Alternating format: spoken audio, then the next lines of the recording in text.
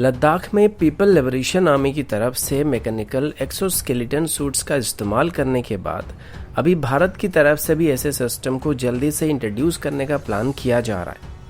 Line of actual control के करीब China की तरफ से लगभग 130 किलोमीटर तक स्ट्राइक करने वाले मल्टीपल लॉन्च रॉकेट सिस्टम को डिप्लॉय करने के बाद भी इंडियन आर्मी की तरफ से अभी लॉन्ग रेंज की रॉकेट लॉन्चर सिस्टम का एक्वायर करने के लिए कोई भी इंटरेस्ट दिखाया नहीं जा रहा है। चाइना की तरफ से अब एक ऐसे एंटी टैंक गाइडेड मिसाइल को इस्तेमाल किया जा रहा है जो कि बोथ आर्मर्ड यूनिट के साथ साथ हेलीकॉप्टर्स और ड्रोन्स को निशाना बना सकता है। FRCB प्रोजेक्ट के अंदर T-40 नर्मदा टैंक के सिलेक्ट होने के चांसेस सबसे ज्यादा होने के बाद भी हमारे कुछ डिफेंस एक्सपर्ट्स को ऐसा क्यों लग रहा है कि ये सिस्टम हमें चाइना के खिलाफ कोई खास एडवांटेजेस नहीं देने वाला है। और अंत में इंडो चाइना बॉर्डर के करीब अभी एक और नए एयरवेज को सेटअप करने के लिए फॉर्मल अप्रूवल दे दिया गया है। ऐसे ही कुछ और खबरों के बारे में हम आज की वीडियो में बात करने वाले हैं। नमस्कार दोस्तों, मेरा नाम है अंशुमन नायक और आप सभी का बहुत बहुत स्वागत है इंडियन डिफेंस न्यूज के डिफेंस टॉक सीरीज में, जहां पर हम रोज नए नए डिफेंस अपडेट्स के बारे में बात करते हैं। तो चलिए देर न करते हुए आज की वीडियो शुरू करते हैं।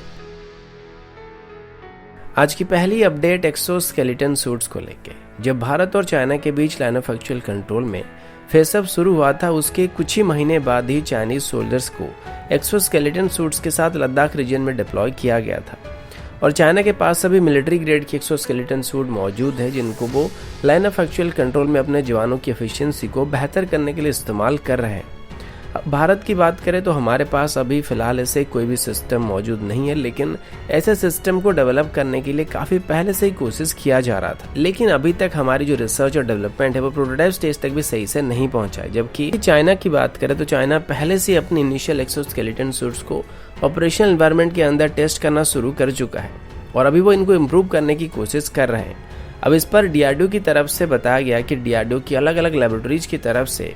बायो इंजीनियरिंग और इलेक्ट्रोमेडिकल टेक्नोलॉजी के ऊपर अभी काम करना शुरू किया गया है ताकि आगे चल के इस सिस्टम को बनाया जा सके। अब एक्सोस्केलेटन सूट्स को एक सोल्जर की बॉडी के साथ मिलकर ऑपरेट करने के लिए डिजाइन किया गया होता है और इनका हमारे शरीर के ऊपर भी डायरेक्ट असर पड़ता है, जिस वजह से इन सभी चीजों को डिटेल में स्टडी करना काफी जरूरी है। DRDO के मुताबिक वो अभी अलग अलग टाइप की एक्सोस्केलेटन सूट्स को बना रहे हैं, जिनमें से कुछ तो फुल बॉडी सिस्टम है और कुछ अपर बॉडी या फिर कुछ लोअर बॉडी सिस्टम अभी बनाए गए हैं, जिनको या तो अपर बॉडी में इस्तेमाल किया जा सकेगा या फिर लोअर बॉडी पार्ट में इस्तेमाल किया जा सकेगा। अब DRDO की तरफ से अभी दो तरीके के एक्सोस्केलेटन सूट्स को बनाने का एम रखा गया है, जिनमें से एक तो पैसिव सिस्टम होने वाली है और एक्टिव सिस्टम होने वाली है। अब ये क्या है, कैसे काम करता है, इस पर हम अभी बात नहीं करेंगे, लेकिन शॉर्ट में कहा जाए तो ये ह्यूमन एफिशिएंसी को बेहतर करने के साथ साथ हमें ज्यादा वेपन्स या फिर लोड को उठाने की क्षमता देने वाला है। जैसे कि हाई एल्टीट्यूड रीजन में या फिर बर्फीले एरिया की बात करें तो अगर सोल्जर्स को ऐसा सिस्टम से इक्विप किया जाता है तो एक नॉर्मल काम करने के लिए एक सोल्जर को जितना एनर्जी खर्च करना पड़ता है वो उसकी 20% एनर्जी लगाकर भी उससे ज्यादा काम कर सकता है और बैटल फील्ड में इससे जवानों की एफिशिएंसी काफी बेहतर हो सकता है। फिलहाल अभी इसको सिर्फ लॉजिस्टिक इशू के लिए इस्तेमाल किया जा रहा है, लेकिन आगे चल के इनको एक्चुअल कॉम्बैट रोल में इस्तेमाल किया जा सकता है। अगला अपडेट पिनाका रॉकेट्स को लेके। आप सभी को पता है कि चाइना की तरफ से भी लाइन ऑफ एक्चुअल कंट्रोल के करीब कई नए तरह के आर्टिलरी गन्स को रॉकेट लॉन्चर सिस्टम को तैनात किया गया है, जिनमें से चाइना की PLS-03 जैसे रॉकेट लॉन्चर्स भी मौजूद हैं जो कि लगभग 130 किलोमीटर तक मार कर सकते हैं।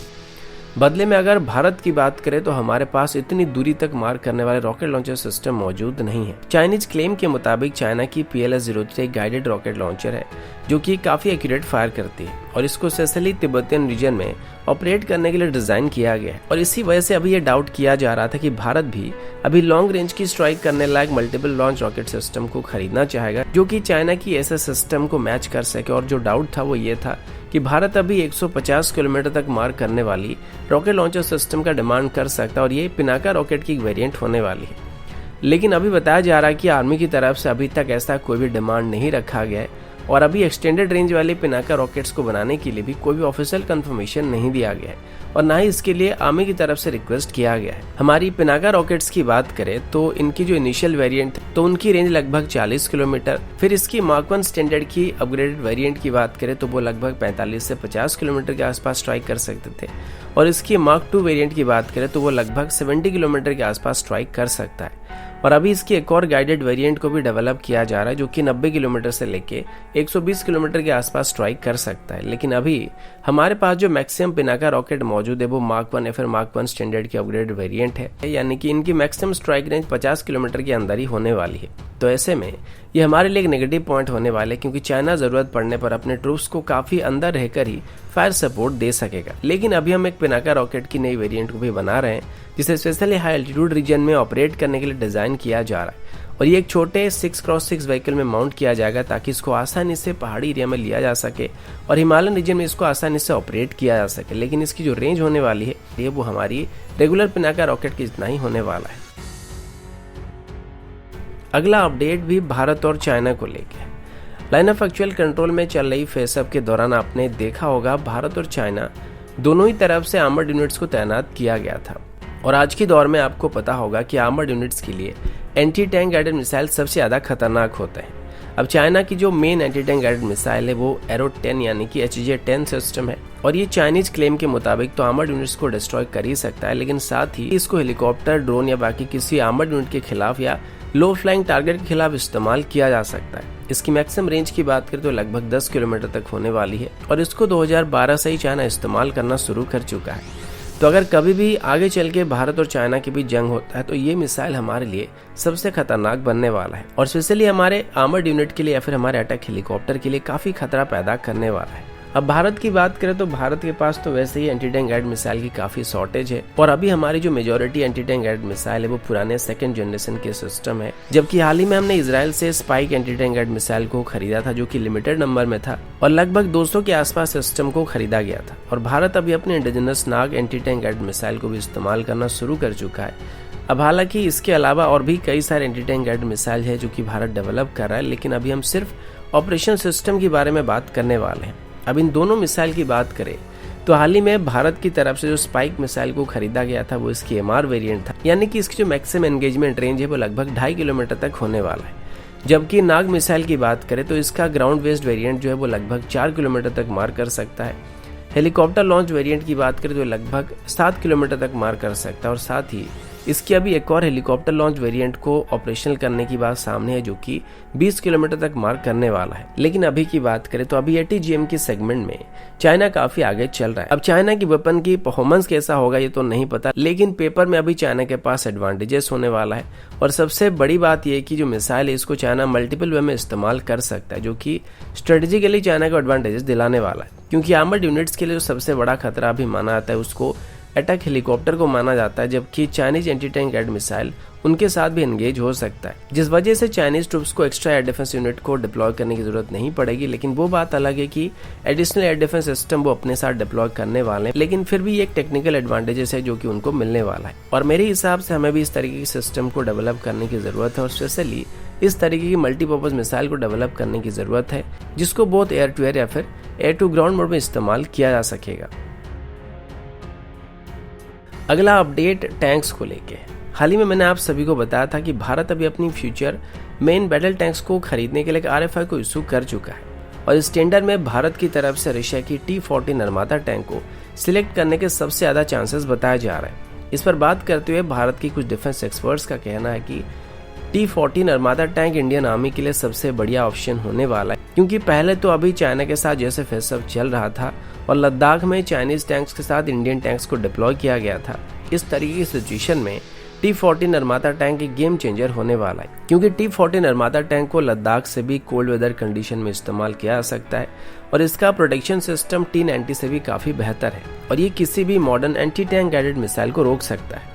और लद्दाख में चाइना की तरफ से डिप्लॉय किए जा रहे टाइप 15 लाइट टैंक के मुकाबले काफी बेहतर है, और आगे चल के अगर इनको टेक्नोलॉजी ट्रांसफर के साथ भारत में बनाया जाता है तो ये भारत के लिए टैंक्स टेक्नोलॉजी को मास्टर करने के लिए सबसे बढ़िया मौका होने वाला है। लेकिन यहाँ पर जो इंडियन एक्सपर्ट्स है उनका मेन कंसर्न ये है कि चाइना और रशिया दोनों के बीच काफी अच्छे रिलेशन है, और भारत के बाद अगर कोई ऐसा देश है जो कि काफी बड़ी मात्रा में रशियन वेपन सिस्टम का इस्तेमाल करता है तो वो चाइना है। तो किसी भी जंग जैसे हालात में रशिया कभी भी चाइना के खिलाफ जाके भारत को सपोर्ट नहीं करेगा। वो बात अलग है कि रशिया वेपन्स को भारत को सप्लाई करने के लिए मना नहीं करेगा, लेकिन सालों से चाइना रशियन सिस्टम का इस्तेमाल कर रहा है, उसके साथ छेड़छाड़ कर रहा है, और उसके बाद अपनी खुद की सिस्टम को बना रहे हैं। तो हो सकता है चाइना को रशियन सिस्टम के एडवांटेजेस और उनकी वीकनेस दोनों के बारे में अच्छी तरीके से पता होगा, जिस वजह से भारत जब इनका इस्तेमाल उनके खिलाफ करेगा तो उनको काउंटर करने के लिए वो पहले से प्रिपेयर्ड हो गए होंगे। लेकिन फिलहाल आर्मी को रशियन टैंक को ऑपरेट करने का पहले से अनुभव है, जिस वजह से रशियन सिस्टम के साथ यहाँ पे इंडियन आर्मी सबसे ज्यादा कंफर्टेबल होने वाला है, जिस वजह से T-14 अरमादा टैंक को खरीदने के चांसेस सबसे ज्यादा बताए जा रहे हैं। अगला अपडेट इंडियन एयरफोर्स की तरफ से है। इंडियन एयरफोर्स की तरफ से अभी भारत और चाइना की बॉर्डर के करीब मौजूद अपने एयरबेसेस को बेहतर करने के साथ साथ नए नए एयरवेज को और एयर स्ट्रिप्स को बनाने का प्लान किया जा रहा है, क्योंकि हिमालयन रीजन की बात करें तो इस रीजन में आगे चल के भारत और चाइना के बीच होने वाली किसी भी फाइट में हमको एयर सपोर्ट की जरूरत पड़ने वाली है। और ये सिर्फ फाइटर एयरक्राफ्ट या अटैक एयरक्राफ्ट तक ही सीमित नहीं, बल्कि ट्रांसपोर्ट एयरक्राफ्ट के लिए भी ये काफी मायने रखने वाले हैं, जिस वजह से इस रीजन में अभी नए नए एयरवेज को, एयर स्ट्रिप्स को या फिर एडवांस लैंडिंग ग्राउंड्स को सेटअप करने का प्लान किया जा रहा है। इसी बीच उत्तराखंड की चौकुटिया में इंडियन एयरफोर्स की तरफ से पिछले कई सालों से एक एयरबेस को बनाने का प्लान किया जा रहा था और लगभग 10 साल से यहाँ पर एक नई एयरपोर्ट को बनाने के लिए बातचीत चल रहा था। और हाल ही में इंडियन एयरफोर्स की एक डेलीगेशन टीम यहाँ पर विजिट पर गई हुई थी और अभी इंस्पेक्शन के बाद इंडियन एयरफोर्स के air vice marshal Alok Sharma की तरफ से इसको क्लियर कर दिया गया। लेकिन उन्होंने एग्जिस्टिंग प्रोजेक्ट में कुछ चेंजेस किए, जैसे कि पहले जो एयरपोर्ट बनने वाला था वो 43 हेक्टेयर में बनने वाला था, लेकिन अभी इसको बढ़ाकर 50 हेक्टेयर तक कर दिया गया है। और ये जो एसटीपी यहाँ पे बनने वाला है वो लगभग 2.5 किलोमीटर लंबी और लगभग 200 मीटर के आसपास वाइड होने वाला है। तो दोस्तों अभी के लिए इतना ही, मिलता हूँ आपसे अगले वीडियो में, तब तक के लिए जय हिंद, वंदे मातरम।